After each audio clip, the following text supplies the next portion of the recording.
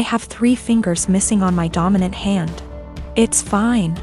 I can type and everything and even manage to tie my shoelaces most days, and on the days I can't, that's the dyspraxia. However, I won't deny that it looks a bit odd to most people. I only have my 4th and 5th fingers, so my hand looks a bit like a child's drawing of a rabbit, and not a good one. I'm used to people asking about it, usually after staring for a good minute or 2, but I still find it annoying. I really don't get why you'd think it would be an okay thing to ask someone about, but hey, I wasn't raised in a barn. Usually I nip the questioning in the bud by just explaining the truth from the get-go, and assuming that enough people will gossip about it that the message will spread by the end of the day. It always does. Anyway, I started a new job about a month ago, and I honestly could not face going through that same cycle again. I felt like the time had come to not play into it anymore and to make something out of it, and I decided to make myself laugh. When the first new coworker asked about it, I completely lied and told her that I chewed them off as a baby. I then decided to tell the next person who asked that I cut them off with a plastic knife at a picnic. And the next person that I was born with 6 fingers and they removed too many, and so on. All genuinely ridiculous reasons, but I'm a good actor and they actually believed my stupid lies. I didn't expect them to, a plastic knife, through bone, but there you go. Maybe they just thought there's no way I'd lie about how I lost my fingers. Within about 3 days, I learned that my coworkers had been arguing about the actual reason, and it seems like a lot of them now actively dislike me for lying to them. I'm probably going to have to make some cupcakes over the weekend with my super cool 3D printed adaptive whisk to get back into their good books. Anyway, I told this story to my brother today, and he told me that I was an asshole because I caused tension within the office on my first day and made people feel stupid for being gullible and believing my lies. My argument is that I'm not the asshole because they were asking a rude, albeit common, question, and because I didn't do it with the intention of deceiving them. I was just honestly fed up of the question and didn't think they'd think I actually severed 3 fingers with dental floss when I was 3. I'll accept my judgment, though. Not cool to ask people why they lost limbs or digits just because you want to sate your morbid curiosity. A few reminders for people: I'm not a male. Don't know why everyone assumed that. Don't ask people about something that could be traumatic, especially when you don't actually know them.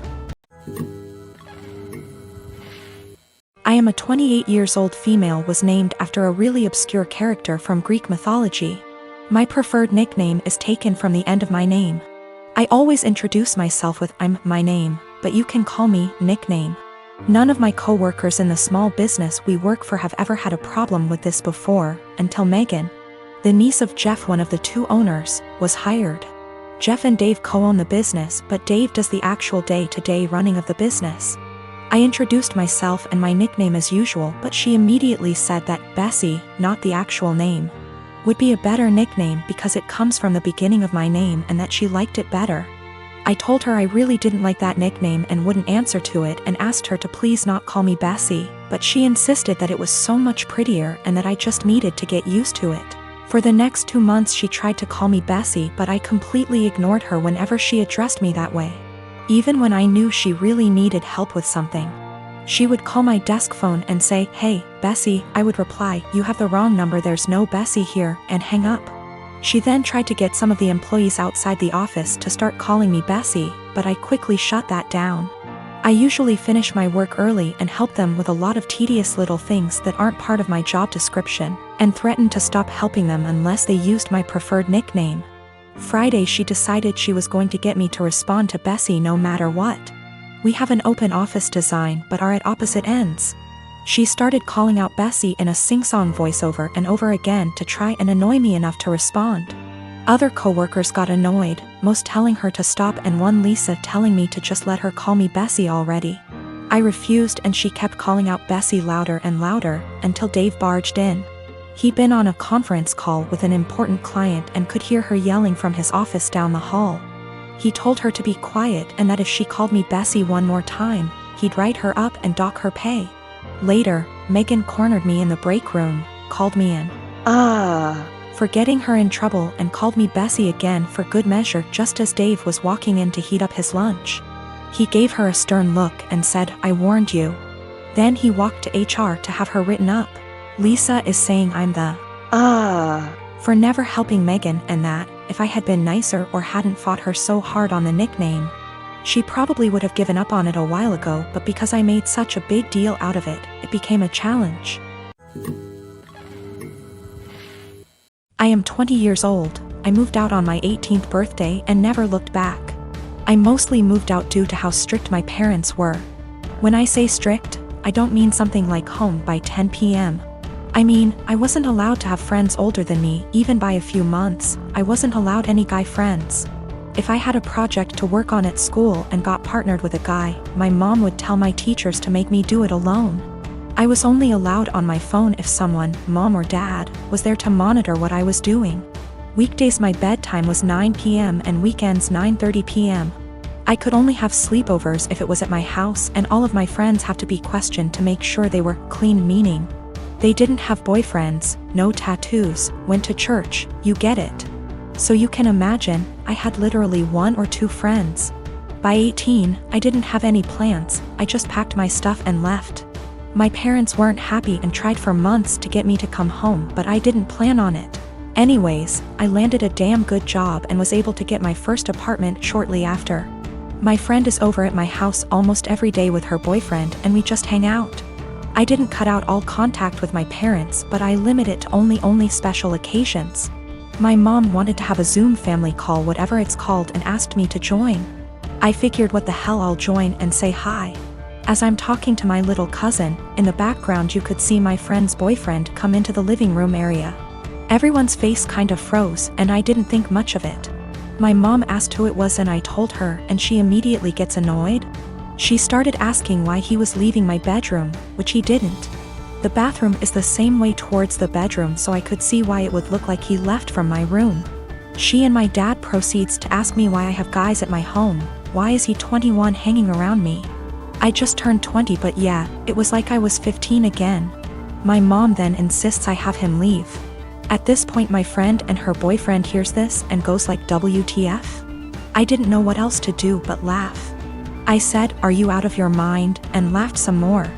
I realized they were serious and said my goodbyes and hung up. Later I started getting messages that my parents are upset I laughed at them, and my family says it's in my best interest to apologize, because I was being an asshole for laughing. I laughed at them then hung up, so I thought it was rudish, especially after being told I was by my aunt as well. I'd feel terrible if I did such a thing, but someone did point out they'll never change their ways, so I think I might have to. You know, I've got no idea how to set boundaries, but I'm sure there's a few articles that can help me with that.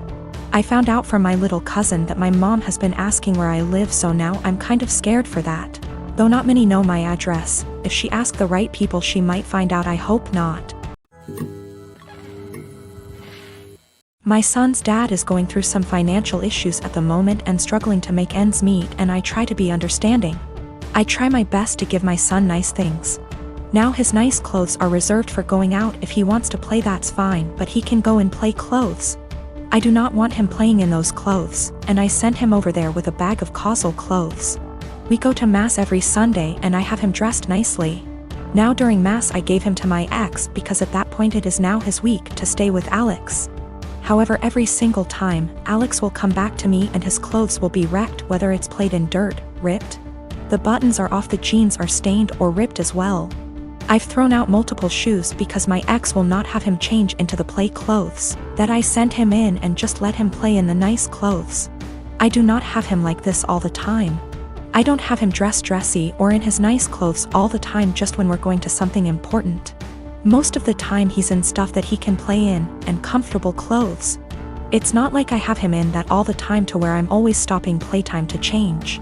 At this point I'm so over the nice clothes being ruined because he refuses to dress him and play clothes for whatever reason. So before mass ends I will have my son take off the nice clothes and dress in casual clothes. I've been doing this for about 2 months now, and it has helped my bank account a lot to not have to spend a fortune whenever they get wrecked. I'll also point out that I tell him this multiple times, every single time he brings him back with nice clothes being ruined. I will send him a message reminding him to please put him in play clothes before he plays in the mud or the park, etc. However, lately my ex has been very upset that I'm not sending him in nice clothes. I told him that I used to, but he kept on ruining them for whatever reason, and I don't want them ruined. He's saying that I'm flaunting in his face that he's broke right now and can't afford to buy him such nice clothes. That is not at all the case. I said that that is his own insecurity talking because I have never ever done that and I'm giving him multiple chances. I'd even be fine if he at least washed them to the point where they weren't unwashable and stained. However, he keeps saying that I am rubbing in his face that he can't buy him nice clothes right now. He needs those clothes whenever they go out to somewhere nice, and I'm being an asshole to him because he lets his kid play, and I don't want him to enjoy his time with his son and they're just clothes. I said if it has such a little significance to him then he doesn't need them that bad and there is no argument here. He's pissed at me. I told her to a couple of my friends and family and they agree that I'm the insensitive to his situation,